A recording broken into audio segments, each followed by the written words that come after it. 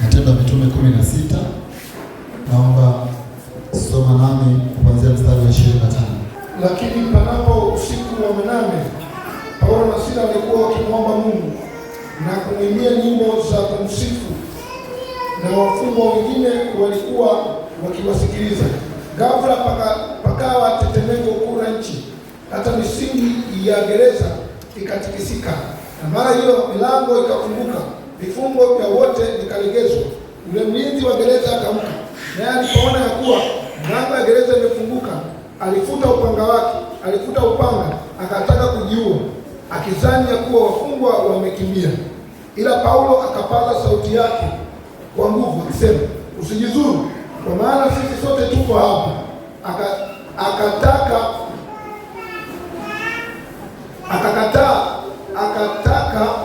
taa ziletwe, akarukia ndani akitetemeka kwa hofu, akawaangukia Paulo na Sila. Kisha akawaleta nje, akasema, bwana zangu, yanipasa nifanye nini nipate kuokoka? Wakamwambia, mwamini Bwana Yesu nao utaokoka pamoja na nyumba yako. Baba, asante kwa ajili ya ibada hii.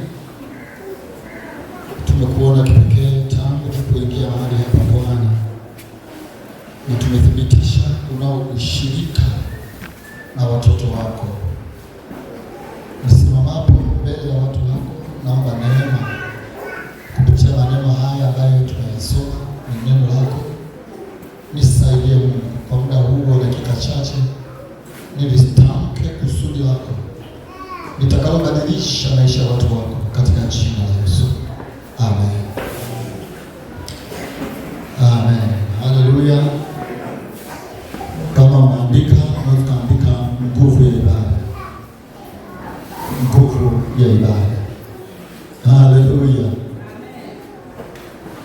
Muda mfupi tu niazime masikio na kibidi hata macho yako, tutazamane, tujifunze kitu kutoka katika sura hii. Habari hizi za Paulo na Sila si habari ngeni, na zimeimbwa katika nyimbo. Paulo na Sila waliomba milango ya gereza ikafunguka, lakini kuna kitu ambacho wakati nikitafakari nini niseme, nikatafakari niwatie moyo kwa habari ya ibada na namna ambavyo iko nguvu ndani ya ibada.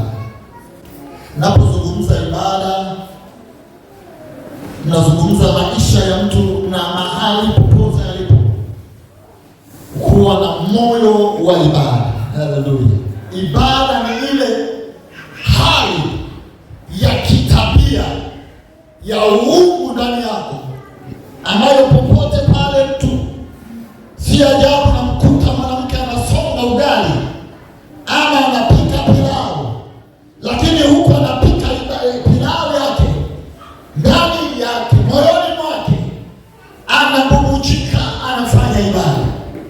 Nakumbuka siku niwahi kuendesha gari kutoka Dar es Salaam mpaka nakwenda nafika Iringa, yaani nakuja kushtuka kwenye ile milima ya Kitonga pale, wanaofahamu ile njia.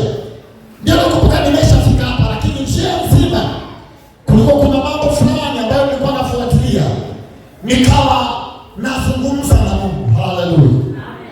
Moyo wa ibada. Na huwezi kufahamu ibada au nguvu ya ibada kama huelewi ni nini maana ya ibada na faida za ibada. Haleluya. Wangapi wamekuja kuabudu? Amen.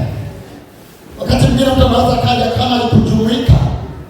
Mtu mmoja akasema lazima twende tukaabudu, maana unaweza kaugua ama unaweza kafa, hapo hata mtu kufanya kuiba pambio kwa kuridhi kwako.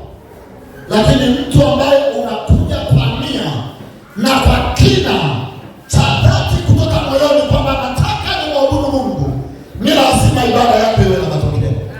Ni lazima ibadilishe maisha yako. Ni lazima ikate minyororo. Ni lazima ikate magonjwa. Ni lazima ikate laana. Chochote ambacho mtu wa Mungu unakifanya ukiwa umemaanisha kwa maana ya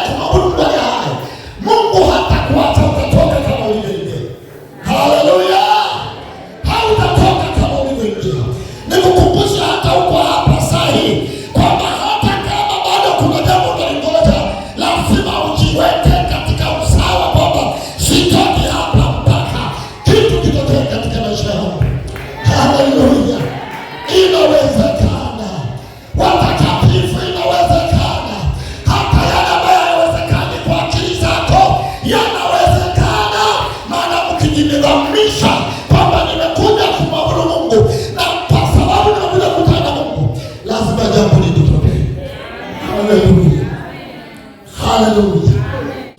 Maandiko yanasema wakamkamata Paulo wakamfunga.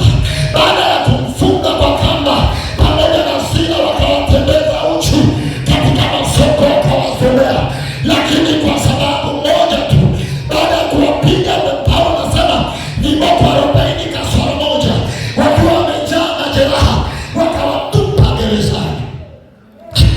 Walipowatupa huko gerezani, wakakumbuka namna pekee inaweza kutupa sisi ushirika na Mungu ni ibada. Namna pekee inaweza katupa ushirika, nomata tupo katika gereza, nomata vifungo vimeshikilia mikono yetu, nomata mbele hakuna hela ya kula, nomata hakuna ada ya kulipa kwa watoto, nomata hakuna fedha ya matibabu, nomata hakuna mahitaji, lakini namna pekee inaweza kutupa ushirika na Mungu ni ule moyo wa ibada. Na Mungu wetu katika ibada anasema hata ukiwa peke yako, jifungie huko sirini, atakujaza. Hata mkiwa wawili ama watatu wamekusanyika kwa jina langu, anasema nipo papo hapo katikati yao. Kwa hiyo ukiwa kazini, Bwana anataka kuabudiwa. Ukiwa mtihani, bado Bwana anataka kuabudiwa.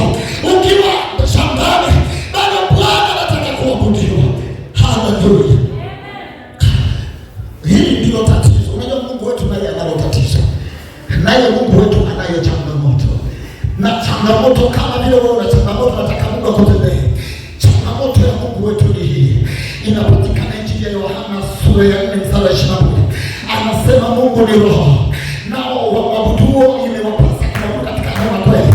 Anasema anawatafuta watu, yaani moyo wa Mungu unatafuta, unahaiza after somebody, mtu ambaye yupo tayari kumimina moyo wake kuachilia kwa ibada na kusema wewe Mungu Baba mtakatifu ndiye Mungu wangu, ndiwe Bwana na jabali langu, ndiye ngome yangu, ninajivunia, ninatamba, ninajisikia raha kutembea na wewe, ninajivunia. Yeremia anasema ajisifuye, akijisifu kwa sababu ya hekima aliyonayo, wala mali aliyonayo, bali kila anayejisifu na ajisifu kwa sababu ananijua Bwana.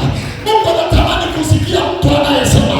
Hata Wapentekoste wa kizazi hiki wengi wamepewa manunguniko. Hata mwingine unashangaa ibadani haupo, asipokuja ukimuuliza nasema yani nilikuwa hivi na hivi, sababu nyingi fulani pale kanisani alikwaza.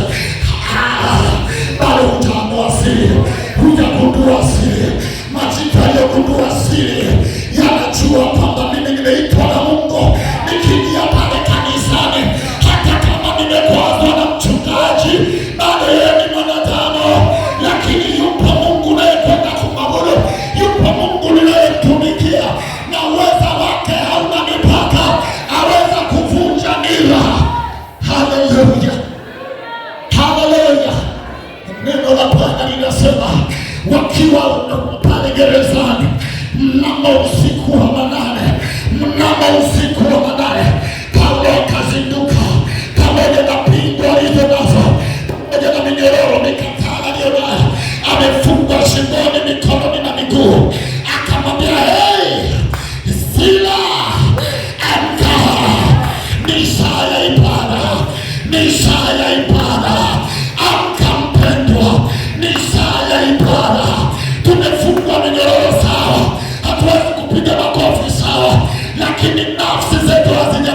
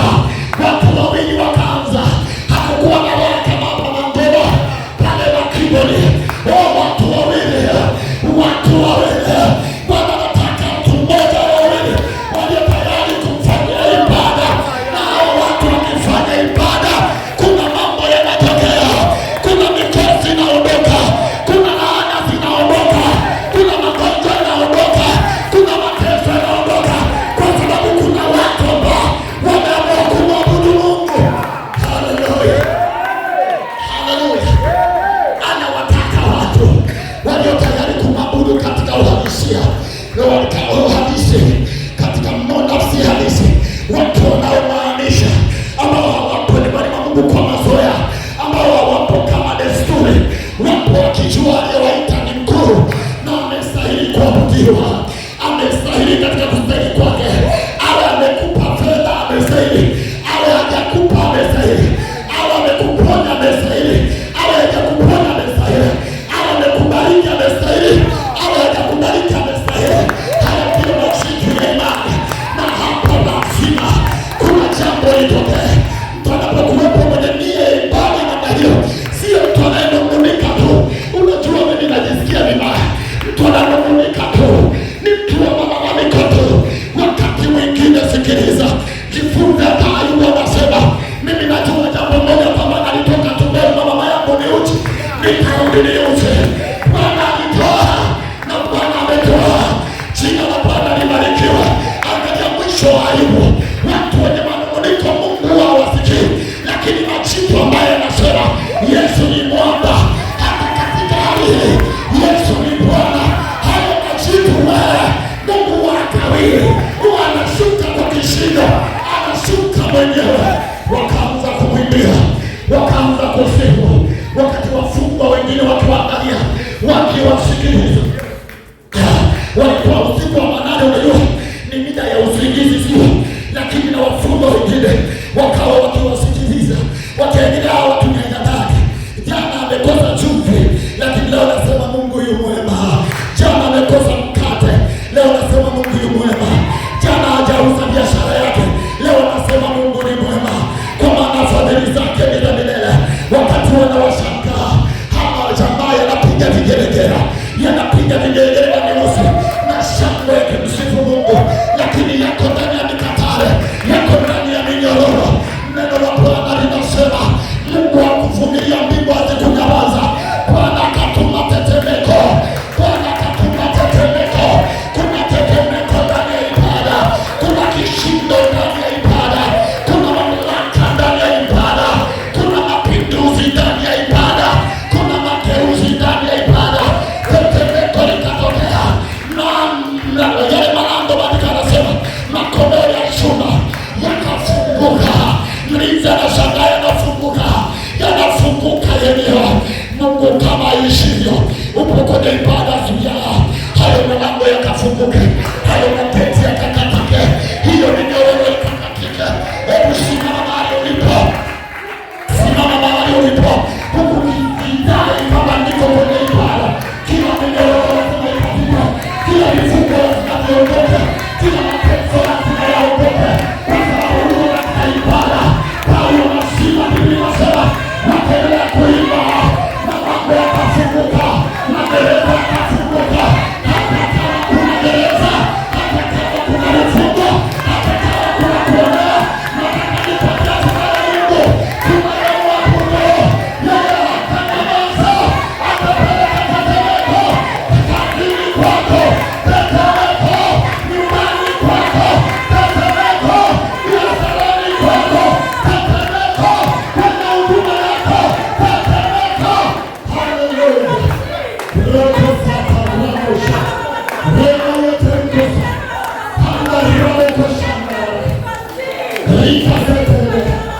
Haleluya.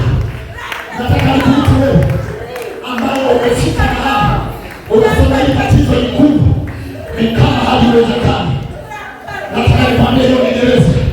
Upo kwenye ibada, na kwa kuwa uko kwenye ibada, Bwana anakwenda kushusha tetemeko. Naomba tuna dakika, tuna muda bado. Nataka tuombe na watu, nataka tuombe na watu.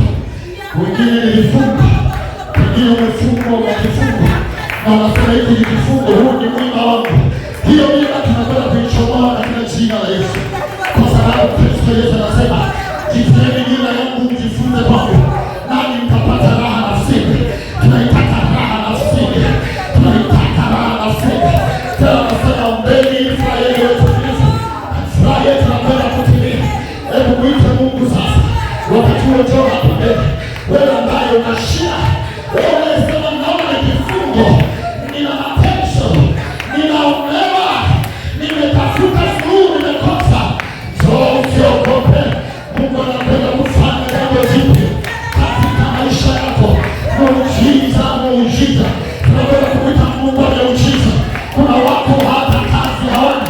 Kuna kijana mmoja alikuja akanishuhudia, Akasema, mchungaji, hapa nilipo naona maisha hayana maana, maisha hayana thamani tena, maisha haya nimechoka, maana sina matumaini, nimesoma sina kazi, na hapa kila ninachokifanya kinashindikana, naona maisha hayana thamani. Nikaomba naye, baada ya kuomba naye nikamwambia hicho kifungo kimeondoka. Juzi hapa ananishuhudia ndani ya miezi miwili, anasema maneno haya, mchungaji, akaunti yangu imevuka milioni 3, sasa naitafuta milioni 4, kwa sababu kilikuwa ni kifungo. Mungu wa mbinguni aliyetikisa gereza ataangusha gereza lako, aliyetikisa mkata minyororo atakata minyororo yako, aliyekata vifungo atakata vifungo vyako. Kuna sababu ya kusetwa, kuna sababu ya kuolewa. Yupo aliyejitoa kwa ajili yako, amemaliza mateso yako, hata kama ni magonjwa. Pia aliyesema kwa kupigwa kwake tumepona. Kama ni laana, anasema hakika amejitwika laana zetu, amejitwika masikitiko yetu, amejitwika huzuni zetu. Hajabadilika. Paulo anasema Yesu Kristo ni yeye yule jana na leo na hata milele. Hajabadilika. Rosa kaze sauti ya Bwana, mwambie usimwone haya, mwonyeshe tatizo lilipo, mwonyeshe shida ilipo, mwonyeshe tu, wala usiogope, maana ni saa yako kupokea muujiza, ni saa yako kupokea muujiza. Hata roseterekesha rikatamosandarabasa kandalarezatekarimoti rino sakara rando rawe sakaramaka. Kuna watu walikuwa wanatoa sadaka kama ya kumiliki ardhi na hawana ardhi. Roho Bwana anambia mwaka huu kabla hujavuka utakuwa na ardhi yako, na namna gani itakuwa, utaona Mungu alivyo wa ajabu maisha. Utaona Mungu alivyo wa ajabu na utashuhudia mahali hapa. Mungu ni wa ajabu, hana mipaka, hana mipaka. Hata kama kuna promotion zilifunikwa, CV zako, promotion zako zilifunikwa, Bwana anakwenda kufichua mafaili. Aliyefichua faili la Mordekai litafichuliwa na kwako, utakumbuka. Hata waliokusahau watakukumbuka, hata waliokuacha watakutafuta, kwa sababu Mungu anairejesha taa yako katika jina la Yesu. Naomba sasa huku umenyosha mikono yako kidogo, usinyoshe sana, utachoka pengine, lakini nyosha kwa wastani. Ni namna ya kusarenda mbele za Bwana. Hata walioko kule kwenye viti, elekeza mikono yako madhabahuni, alafu fuatana nami kwa maneno haya. Sema, Mungu wa Paulo na Sila. Hiyo sauti ni ndogo, ni sauti ya mashaka, ya woga. Sema, Mungu wa Paulo na Sila, wewe ndiwe Mungu wangu, ninakuamini na ninajua tena kwa uhakika kwamba hujabadilika. Ijapobadilika nchi, ijapobadilika hali ya hewa, wajapobadilika wakuu wa nchi, wewe hutabadilika. Ni yeye yule jana na leo na hata milele. Uliyemtokea Paulo katika gereza na Sila, hata mimi leo nakuita, ninakuamini katika kifungo hiki.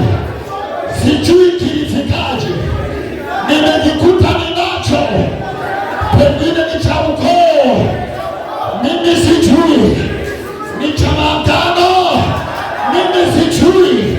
Nimejikuta nimefungwa, nimejikuta nafanana nao watu wa familia yangu.